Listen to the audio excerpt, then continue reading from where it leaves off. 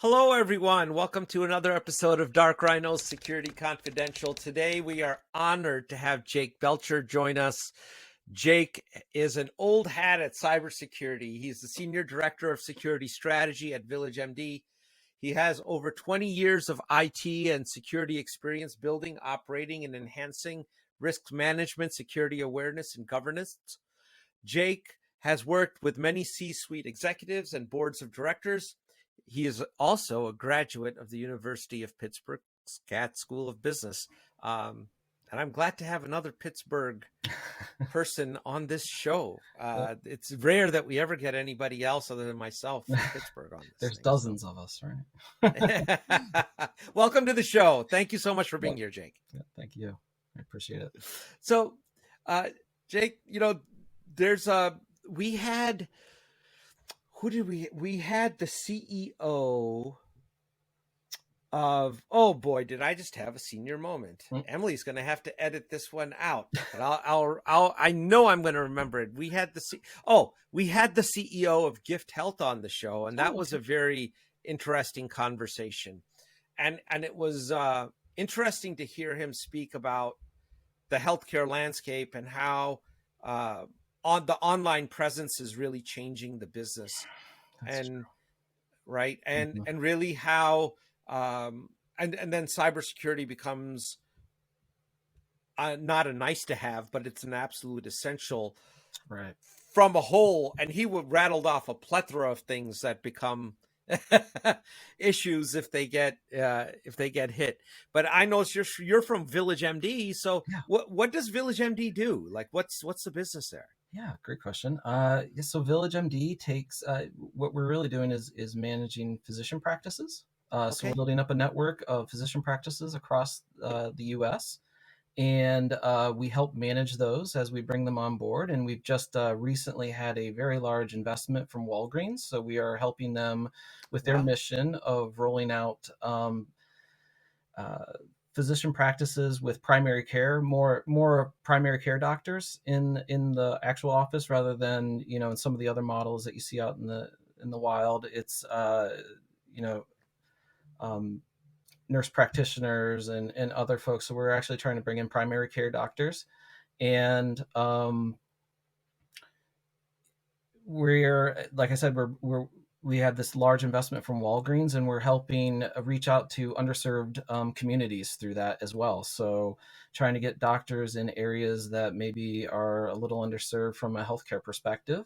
And that's kind of what we do. So we're building that out. We're still, we're late stage startup, I would say. But with the investment from Walgreens, really maturing the organization and moving in that direction.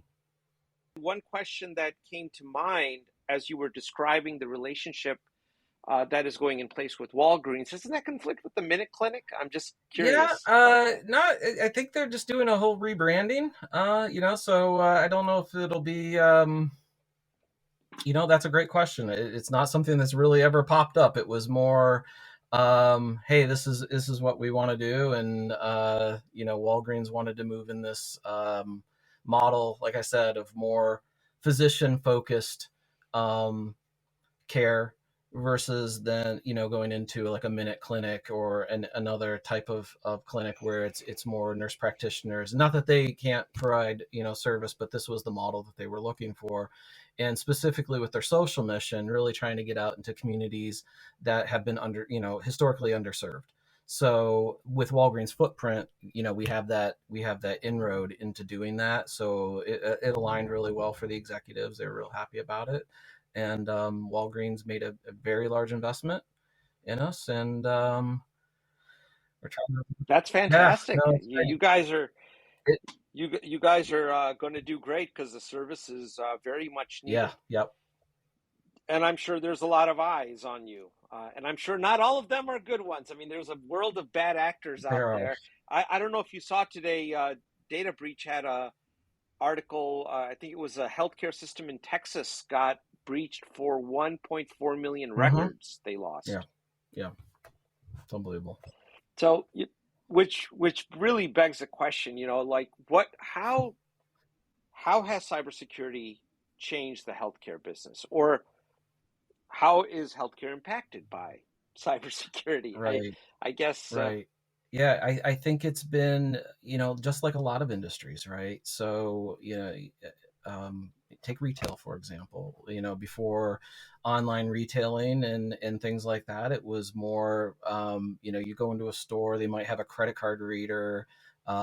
Way back in the day, it might have been one of those, you swipe the thing across with the carbon paper and you get an imprint, and then they moved to point of sale. And I think, in that industry as well, when online became a viable channel, you started seeing a big uptick in, okay, well, now we have something to protect, and we need to start dedicating some resources to it. I think healthcare is kind of going through a similar um, revolution that we saw in other sectors a while back. I think it might be just lagging a little bit because, honestly, a lot of it is, in healthcare was all around, as it should be, patient focused care, making sure that the patients are getting the care that they need. The healthcare professionals are very focused on that, as we would all hope. And the technology kind of creeps up on them, and they want to start utilizing it. They realize that their patients are utilizing more technology, and realizing that's an avenue for them to reach out and provide better care. But with that come risks. As a security professional, I think of myself more as a risk advisor than anything else. okay. And this is another facet of risk that the industry needs to take on and invest in. So I think it's very similar to other industries. I think the unique thing is our data's super um, uh, protected. It's super valuable information. It's very confidential information. It's highly regulated. It is. So I would say the difference there is the value of the, not that credit, using the retail analogy again, not that credit card information isn't valuable. Obviously it is, but you take that, you can compare it to this highly regulated information that we are dealing Yeah. with. The stakes are even higher. Uh, So, do you know, just a side question on that? Like credit card, if your credit card data is stolen, it's worth about $1.50 on the black market. You look at healthcare data on an individual, it's worth about mhm. $20. Why is there such? That's a huge Yeah, difference in sure. value. I think it's I think I was an economics major in college. I have a little bit of a non-traditional background. Um, That's but great. you think Everyone in cybersecurity does, by the way. So don't feel bad about it. right, I but it's actually helped me quite a bit in my career. In economics, you think a lot about reward systems and game theory and things like that. And you think about motivations and why are certain things valued more. I think it just has more. The reason it has more values, you can do more with it. So with the credit card information, there's a lot of controls around it that can, it's only good for a short period of time. Once someone realizes that their credit card information has been breached, it's very easy to shut that down. The information is no longer valuable, so there's a shorter shelf life. I think with PHI, or protected health information, that we deal with, there's a larger shelf life, and you can do more with it, right? So you have, with credit card information, you have one thing you can really do, and you can go charge something, and maybe run up some charges on something. But in a lot of cases, there's legislation in place to make sure that the consumer's not impacted as much. That you can put a cap to it. It's not going to Yeah. affect you, and they write it off. I think with PHI, that's persistent, right? So that is something that's going to be out there. You could utilize it to do all sorts of things. You could sell it for marketing information, or somebody wants to do that. You could utilize it for spear phishing campaigns, especially if you had access to someone's, a high net worth individual, or, Oh yeah. something like that. You could use that information to do some, very sophisticated spear phishing and get access to bank accounts and all sorts of different things, depending on how you crafted that message. So I think that's probably why it's reflected differently on the dark web, if you want to use that term. Yeah. Um, that would be my guess. That would be. No, I think you're spot Yeah, on. I think, Jake, you are absolutely spot on. There's a lot more you can do with it. And I love the word yeah, persistent. yeah. And that is something that we should all underline, asterisk, and star, because that is the crux of the problem, is the data is persistent once you have it. And, you know, a simple thing like you go to the doctor's office or go for any medical service, almost everybody at check-in wants your social security number. Right. We typically advise people don't give Sure. it. It's like make them make up a number and Yeah. stick it in Right. there. But from a process perspective, why has that not really some things like that? Because that would make the data less persistent, Sure. right? Because I forgot the date of birth, social security number, address, and then I got real personal data that I know what makes Manoj Manoj. Yep. Well, now I can duplicate Mm-hmm. Yeah. and do all kinds of stuff. We know of a case where the person's identity got used in a fraud scheme for opioid Oh, prescriptions. yeah. So, and the only reason this individual even came to know about it is that when he went to his physician's office, they couldn't write a prescription for certain things. And they're like, you're flagged as a addict. Yeah. Yeah. You maxed out your. He's like, wait a minute, I don't even take Tylenol. Right. So, Right. right. Yeah. And then, once you pull that thread on that proverbial sweater, everything started unraveling. And he's like, oh my God. And I think you hit on something right there too, right? It took him to go to his doctor, to be in a situation where he needed to request something before he was even aware of it. The difference between That's that right. and a credit card number is you get a statement every week or every month. That's You're true. looking at it and you're like, wait a minute, I didn't order 12 MacBooks this month. What's going on here? Or you'll get an alert. There's something on you can set up your card to like alert you every time you spend anything. For example, I have a credit card that my wife and I share, and we kind of run a lot of things through it, and I just have every time there's a charge comes through, it just pops up on my phone. I take a look at it. I'm like, oh, okay, this seems reasonable, and I can usually identify 99% of the charges coming through.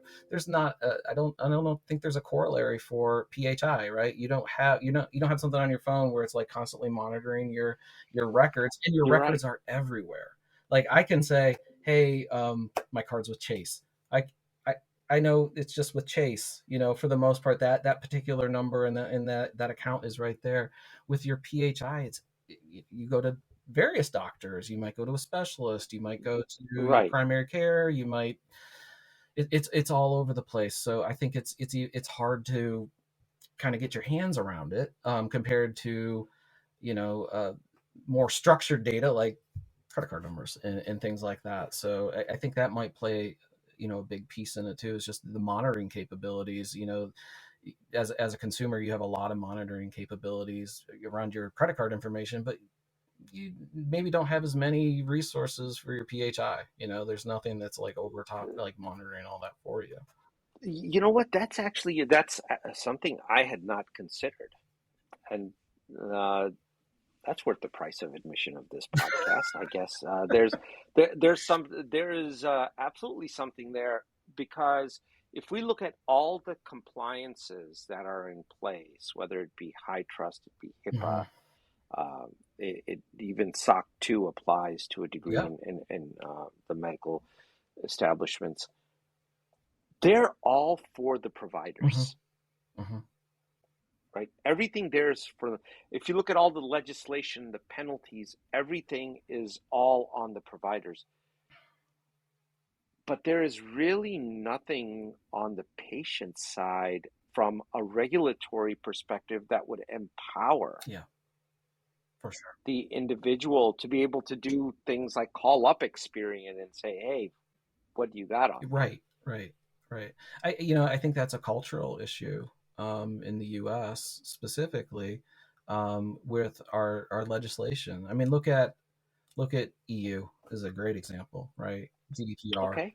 A big focus on putting the power into the consumer. They can redact any of that PII, personally identifiable information. Sorry, I try not to use acronyms as much as possible, but they can redact all that. There's a lot of it's got teeth. There's big fines. There's big penalties for it. You see some of that in some states within the U.S., but at a federal level, there's really nothing that's overarching that would, I'd say, come close to GDPR. So I wonder if it's not so much a cultural issue in the U.S. where we just have not put a premium on privacy as much as the other parts of the world have. And that may be something that is needed sooner than later. Yeah, it's funny. I was just with forget which the consumer. I was at a site ordering something for my wife, and there was one option that says "Do not sell my data," and I checked it. And the next question it asked, "What state are you in?" Yeah. Oh, you're in Pennsylvania. Y'all don't have anything. That's right. It's These are our privacy guidelines. And then for the heck of it, I actually went back and changed it to California. Yeah, I bet you got a lot different answer. I got a lot of totally different screen for that. It's like, all right, what don't you want us to sound like? Wait a minute. Why can't, if you've already gone through the trouble of setting this up yeah, at a technical level, there's really no difference between California and Pennsylvania. You could actually let me select the same options. Oh, for sure. But they don't. For sure. Oh, they could implement it across the board. But the kicker is, again, all right, now we're moving into a political discourse. But the kicker is, well, some of it does that, because one of the questions was what are some policy positions that we could take, and this is something that should have some bipartisan. You would think nothing today is bipartisan, very little. Yeah. But you would think you would have some bipartisan support on protecting the American consumer. You would think, and it was funny as I was looking through, getting prepared for the call and looking through some of the topics that we were going to discuss. Just a recurring thought just kept coming up, and maybe it is my background, again, speaking, but money. It seems to be like the number one motivator here, in a lot of cases. Why don't we have regulation around that? Well, we are in a political climate where you can buy votes pretty easily. We're making it easier and easier every day. And there are vested parties that want the ability to utilize that information once they collect it and sell it again. So as another revenue stream. So if you don't have a lot of protections around it, like in California, right? If you're lucky enough to, or depending on how you feel about that, depending on your outlook. If you are in California, let's just say from a information protection perspective, if you're in that state, you have a lot of protections that are granted, for you by the state. In the rest of the country, not as much, right? Massachusetts maybe a little bit. New York a little bit, but nothing really consistent at the federal level. Why is that? I think that there's a lot of reasons, but I think there's a lot of folks that make money off of collecting that information and reselling that information to other folks, which is completely legal to do. So, given the way that the laws are currently written. So I think that, honestly, for a lot of the things that we had listed here to talk about today, a lot of it, the motivating factors, what is the number one motivating factor? Appears to be money. So how do you get them on all sides? On all sides. Yeah. Coming and going. So, yeah. I mean, you look at bad actors. Heck, you can get ransomware as a service now. That's right. And some of them have even implemented 800 numbers. Sure. Yeah. It's a full-blown business, right? Yeah, so if we got you a second time, we'll give you a 10% discount, and you can talk to our customer service rep. That's right. I mean, so it is absolutely money. I mean, all joking aside, and that is, some of these policies, like I could see what you're saying makes, if there was a way to implement healthcare record monitoring, and maybe for an entrepreneur out there that's listening, this might be a great business idea because it doesn't exist today. Mm-hmm. But if there was a way to actually execute that could that would I know some healthcare providers might be dicey on it, but that would actually help them, because from a risk perspective, I would imagine that lowers their risk, because now you may not be aware of data leakage, but maybe a consumer contacted you. Yeah. Maybe the case was genuine, or it could be a fluke, but in either case, you can limit your exposure. Mm-hmm. Unlike the case in Texas where they walked away with 1.4 million records, I'm sure that didn't happen overnight. Yeah. It, Probably not. it's been an ongoing. This wasn't somebody that got in there in 5 minutes and said, I'm just going to do a SQL query on 1.5 million. Heck, if nothing else, the CPU cycles would have lit up somebody's alarm Right. system. You would think. Well, you would hope. You would think, what's going on there? Yeah. Right. So it's been persistent over time, and some of those things are very, very difficult to find unless you got a SOC team that's really on the top of their game. That's right. And even then, it's like, we say this. I'm sure you've heard this a million times too, but we say this in our department all the time. It's like we have to be right all the time. The bad actors only have to be right, once. Only once. Like we never. Only once. So it's in order to have a SOC like that, like now you're talking about investment, and now we're talking about risk, right? So it's how much risk are you willing to take on? You could really, if you wanted to invest a ton of money into your protections and having a 24/7 SOC that was staffed by an army of analysts and all the tooling out that they can get, but then you have to say, okay, are we buying a $50,000 safe to protect a $5,000 watch? Eventually there's a break point where you have to say, okay, well, we're getting diminishing returns, and there's a risk discussion that has to be had to say, there's a point where you may be spending too much in to get to that super low probability of being breached. So it's a difficult question. I think it's one that boards, companies struggle with every day. Well, that discussion. I think one thing that may change it, and maybe you have some insight on this with risk, is what's happening in the landscape of cybersecurity insurance. Yeah. So we look at premiums have been going up at a very high rate for cybersecurity insurance, and they're capping things off, and there's a lot more exclusions going into what is going to get covered. Yes. Right. So that may have, because now that ability, you can basically accept risk, you can outsource it, right? Or you can mitigate it. There's only three things you're going to do with this thing. Sure. Well, one of those avenues might be severely limited, which has been a tendency to outsource a lot of that.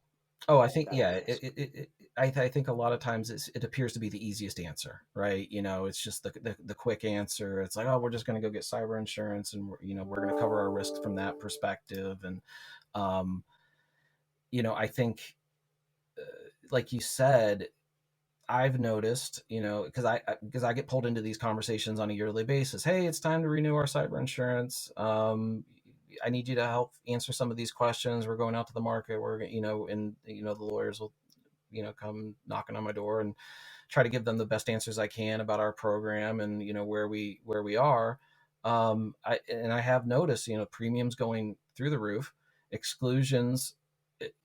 I joke oftentimes, I'm like, what are the chances of this actually paying out? Because it seems like there's so many possible ways that the insurer can say, well, you didn't do this and this and this and this, so we're not going to pay it out. I think it is becoming less of a viable option. I think it's an easy answer, but it's probably not the right answer all the time, anymore. Yeah. There's entire sectors I'll speak to, like oil and gas. Mm-hmm. If you are deemed a critical infrastructure company, a lot of them can't even get cyber insurance in 2022. Yeah. Doesn't matter what they're willing to pay. The the shale oil drillers here in Pennsylvania back when they were allowed to drill, but that's another political topic. But okay, let's. I'll avoid that one because I know we get occasional hate mail, but that one would definitely get hate mail on that. But, yeah, that's a tough. they're required by the state to carry $5 million in coverage from every major underwriter out there is saying we'll cover you for $1 million. After that, we're just not going to cover you. Right. And for that $1 million, you're going to pay $160,000 in your premium annually. Right. And they're like, wait a minute, last year we only paid $15,000 for $1 million and $5 million coverage. So, well, last year we didn't have everybody and their mother knocking on your door to get. Right. We didn't have a very large state actor that's very angry with us right now. That's right. That we've shut the money spigot off to their country, and they're willing to do the same to us, through any means necessary. So, yeah. I mean, that's the reality of the industry, right? Is that you could be doing everything right internally and even have the best controls if your external threats grow to such an extent where the insurers, their actuaries are looking at it and like, hey, the numbers just don't work out. You end up where we are now, and you're exactly right. And it seems like in healthcare, especially, third-party risk is a giant piece of the puzzle. Yeah, huge. It is in every sector, honestly. Like it was, I've worked in a lot of different. I've worked in retail. I mentioned that previously, and I worked at American Eagle. I should have mentioned that. yeah. So in town here, in Pittsburgh, it's affecting everyone. I think. Supply chain issues that we saw, from the pandemic, upsetting supply chains. But even before that, it was really critical during that time period, right, of making sure that you have good partners in your supply chain that can get the product to market. And you have to do your due diligence on these vendors to make sure that they're not going to get taken down. And if they are taken down, how, what do they have controls and do they have BCDR plans in place, to make sure that they're back up and running and can facilitate what you need. I think it hits all sectors. I think in healthcare is even more so, like we were talking about, because the highly regulated information that we have, we have to be very careful about how that's handled. And at Village, we have a pretty robust program where not only are we looking at the vendor itself, but if they're, supplying software, we're looking at things like SMBs and making sure that, things that we would have never done even 5 years ago are now just standard operating procedure, of making sure that you're doing that due diligence. And then you run into the issue of fourth parties, right? So you have your third parties and their third parties. Like, how do you handle that? And how do you, where do you draw the line? You'd have to have a huge staff to kind of drill down into all the vendors. So then again, you come back to risk. You risk rank these vendors and say, okay, which ones are our most critical? Which ones are on the critical path? If this vendor went down, what kind of impact would it have? Put those in a different category. You're spending more time looking at their information and really scrutinizing their SOC reports and following up on that. So again, you're just taking, because you can't staff, you can't have 100 people in your vendor risk management staff in most companies. You have to make some risk-based decisions and kind of stratify it, and then dive into the ones you really need to get more information on. They're more critical to the business, and then make a risk decision. You just say, as a company, this is below our risk threshold. It's okay. We'll do this amount of work on it. It can be nerve-wracking, though. It is a big issue because most companies aren't developing everything in house. You're buying third-party software, right, and you're cobbling it together to create your network. And there could be weak points all over the place. So you have to always be vigilant and constantly monitoring these folks and making sure that they're doing the things that they say they're going to do in their contracts and holding them accountable. It's a challenge. So I'm going to pick on uh, one particular actor in the healthcare industry that I have personal experience with, and that's the doctor. Oh yeah. Okay, so I'll give you a little quick background here. Way back in the day, uh, there was a company called Computer Associates, and they used to have an identity and access management solution, and I was engaged with that in the market. Sure. We had a lot of healthcare customers. Mm-hmm. Okay, the one thing that we could never ever get it to follow any kind of a discipline were the physicians. Oh yeah. It was Nothing's changed. it was an it was it I mean, I just don't know what to say other than that. You Yeah. just couldn't. I mean, you Yeah. can't manage them. And the number of, when we look at even today, and it's a serious issue in that when we look at the principles of cybersecurity, where you're giving least privileged access, Mm-hmm. that you should do that. You have what may be a physician by day, but in the evening, that person is moonlighting, even in one of your other facilities, as a contract doctor. And that happens all the time, Yeah. right? Mm-hmm. And they should, their roles change, their privileges should change as a result. But what we often see, the reality of it is that there's a lot of healthcare data that goes out on these phones, right? I mean, they're using it. Can't tell you. I've seen it where radiology labs will send MRIs right to the doctors because they also don't have time, and I understand that. Yeah. Right? They're like, Yeah. send me this thing. What's your mobile number? Clink. Yeah. Right? How do you have any guidance for other people that may be listening on how to deal with this? Uh, all right, start with empathy. So you got to start understanding where's the doctor coming from. All right. So the way my advice would be, first put yourself in the physician's shoes to try to understand their mindset. The physician, and I love our physicians, but they can be challenging to, persuade. You're just so polite. That's how I've stayed in the industry for 20 years. Yeah. You gotta be polite. But there can be some challenges there because, at the end of the day, they are really focused on patient care. Yes, they are, and they should be. And they should be. That's exactly what you want out of your physician. You don't want them worrying about, the 100% focused on security. A little bit of focus, sure, but that shouldn't be their number one concern. Their number one concern is, I've got this patient. He is exhibiting, or she is exhibiting, these symptoms. I need to get them to health. I need to make them whole. How do I do that? How can I do that in the most efficient way possible, and also provide a good experience for my patient as well? Because I'd say almost to the person, all of our physicians care about that. So first is try to understand their mindset. Where are they at? They are trying to provide care as seamlessly as possible, and trying to get that patient as well as quickly as possible, and that is their number one concern. Our concern is different in security. Not that we don't care about the patients, we absolutely do. I hope so. We've all been patients, so you look at it from that perspective. But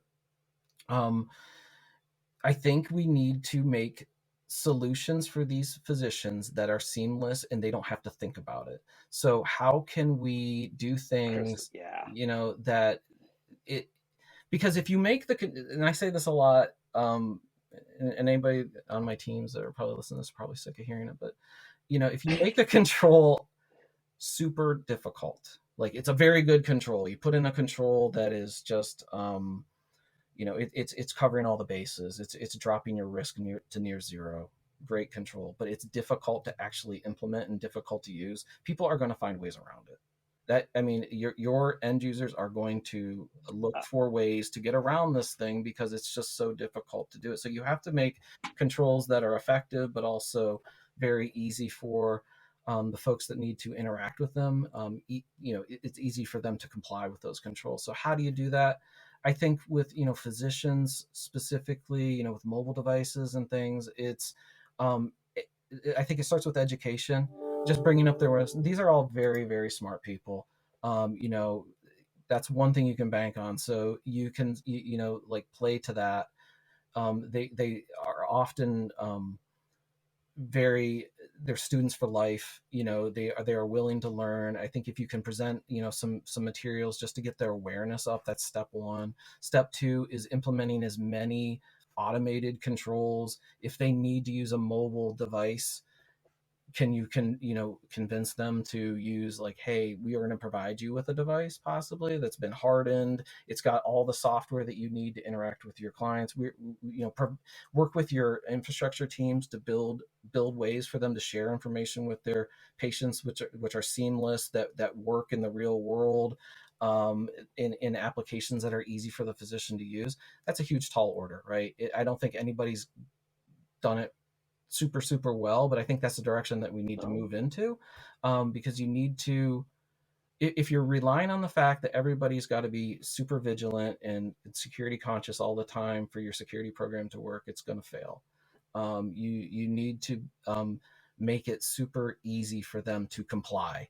You need to make it super easy for them to, you almost want to make it easier for them to use the control than it is to go outside of the control. So if they had to like jump between an email and something else, like, make it easier. This is a better experience for you. It's a better experience for the patient. Prove it out. I think sometimes it's going to be road shows. You're going to have to convince some of these doctors of your plans and why this is better. But I think if you can connect with them on the things that they are concerned about, which is, hey, this is going to help you deliver care better. This is going to be a better experience for your patient. It's easy.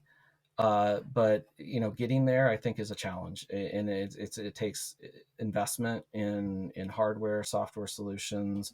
It's going to take some probably investment on your internal teams to make all those things work and work consistently. Doctors, again, don't want to have any impediments to that patient care. So if you can show that, hey, we're allowing you to exchange this information in a way that is compliant with HIPAA, it's protecting the patient's information, and it's also providing a better experience for both you and the patient, I think that's the direction you need to go in. How do you get there? It's like eating an elephant one bite at a time. You just start working on it, and making sure you have a long-term vision, but stage gating it along the way so you can show some value as you go down that path. But what? All the healthcare professionals we've had on, that is probably the most practical 5 minutes I've heard in a long time. Well, thanks. That's actionable, and it makes perfect. That makes sense, and we often talk about that in cybersecurity. There's a lot of theoreticals, but unless you can make something actionable, it really doesn't matter. And what you're talking about makes all the sense in the world. Unfortunately, a lot of the automations right now are not being done to a degree where it becomes completely transparent to someone like a physician. Right. But that's incumbent upon us as cybersecurity professionals to start thinking of those use cases, and with a mindset of empathy as to what's going on, and the realization that shadow IT is absolutely going to happen. Yep. And control or lack thereof will take place if we don't. Yeah. You almost, at this day and age, you're 100% right. Shadow IT is going to happen. You have to almost embrace it and say, let's, and try and, instead of trying to put out all these fires that keep popping up, it's how do we build solutions with knowing that is going to occur, and in addressing it pragmatically. Well, Jake, I apologize about some of the technical difficulties. I know we're up here on the 1 minute mark. We did want to give you the last minute here. If you have any talks that are coming up, or conferences you're attending, or anything you want to plug at all, even if it's a charity, let us know. Yeah. Please share it with the audience. Yeah, nothing really to plug. And just check out Village MD if you're in a Walgreens, and you see a Village MD logo on that. Know that there's a physician office either in that Walgreens or there's one coming shortly. So, give it a shot, and that's about it. Well, Jake, we hope you have a great rest of your day, and thank you so much. It was delightful to talk to you. Oh, likewise. Thank you so much. Take care.